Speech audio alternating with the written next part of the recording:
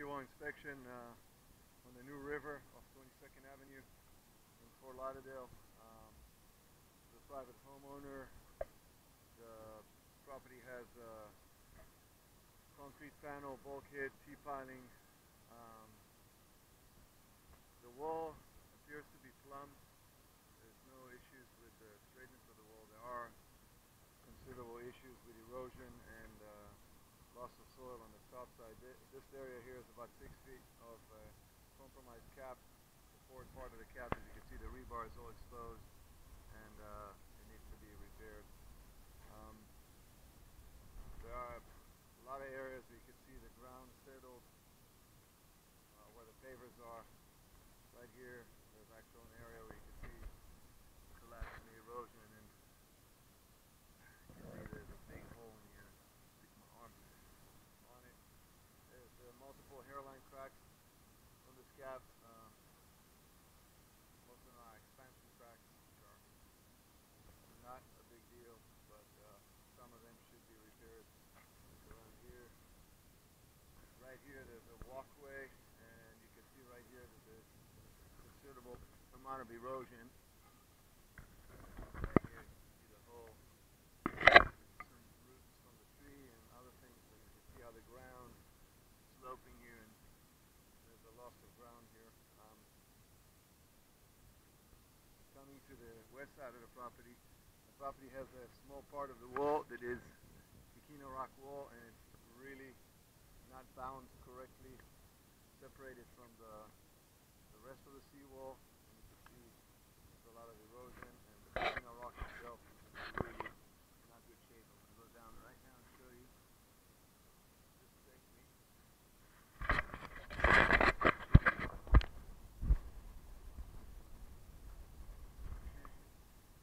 Down here, you see this is at the neighbors. You can see the separation continues over here to the property that we're inspecting, and you see the casino rock is a very substantial diagonal crack over here, and the separation here is pretty big. I mean, I can stick my arm in there completely. Continuing, looking at the panels on the water side, you see right here. Down this area. The panels are, see the first panel, it shows a hairline crack, also can be arranged. It's going to be a little difficult in this part. We have a yacht here.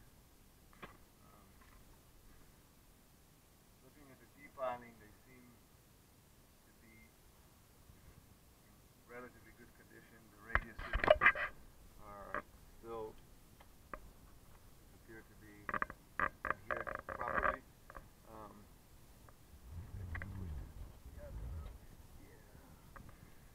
Okay. You can see underneath the cap, right here, there's a separation crack, and if that's not repaired, all that rebar underneath it is going to start expanding, and will eventually crack. So, one panel, the entire cap's length is cracked. Again, the water depth right now is about 4 feet, and the panels are about 6 feet.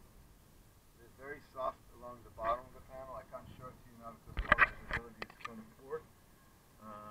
We had a lot of rain. Maybe you can see that's the tie-back cover over here.